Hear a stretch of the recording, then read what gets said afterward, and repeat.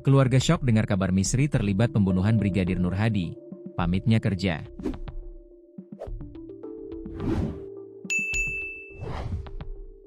Keluarga Misri Puspitasari, 23, perempuan asal Jambi, yang terseret kasus kematian Brigadir Muhammad Nur Hadi, sempat kaget dengar kabar tersebut. Menurut pihak keluarga, Misri pamit untuk bekerja di Lombok. Tak pernah terbayangkan oleh keluarga jika ternyata Misri terbang jauh ke Lombok menemani seorang polisi.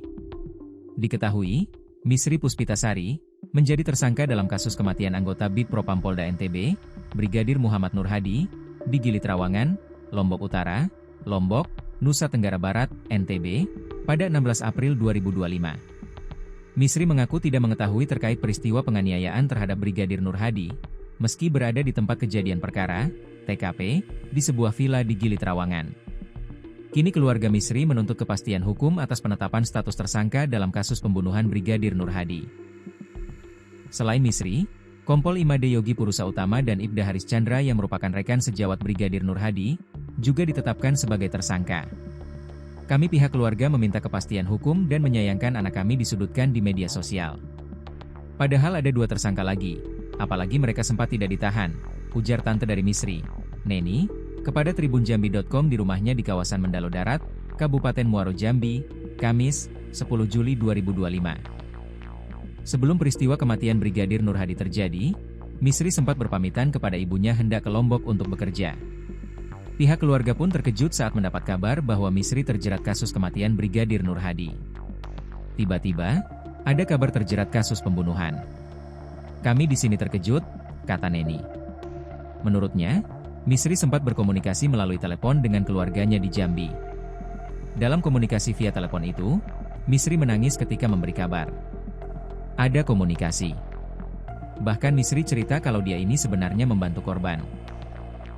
Tapi malah ditetapkan sebagai tersangka, jelasnya.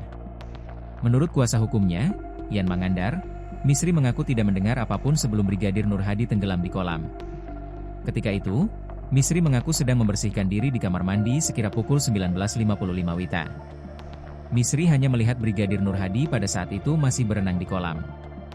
Ia pun sempat merekam video dengan durasi 7 detik sebagaimana yang beredar.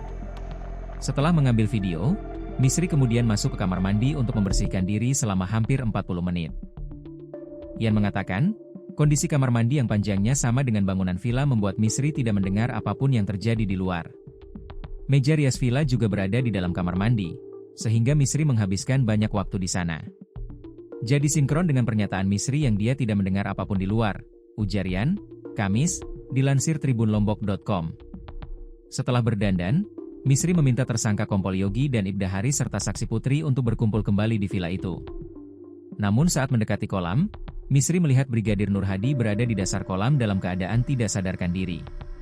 Misri lalu histeris melihat itu dan langsung membangunkan Kompol Yogi yang saat itu sedang tertidur di kasur yang menghadap ke arah kolam. Yogi kemudian terbangun untuk membantu mengangkat korban dari kolam dan mencoba memberikan pertolongan pertama. Yogi juga disebut menghubungi Ibda Haris untuk membantu menolong anak buahnya itu, dan membawanya ke klinik.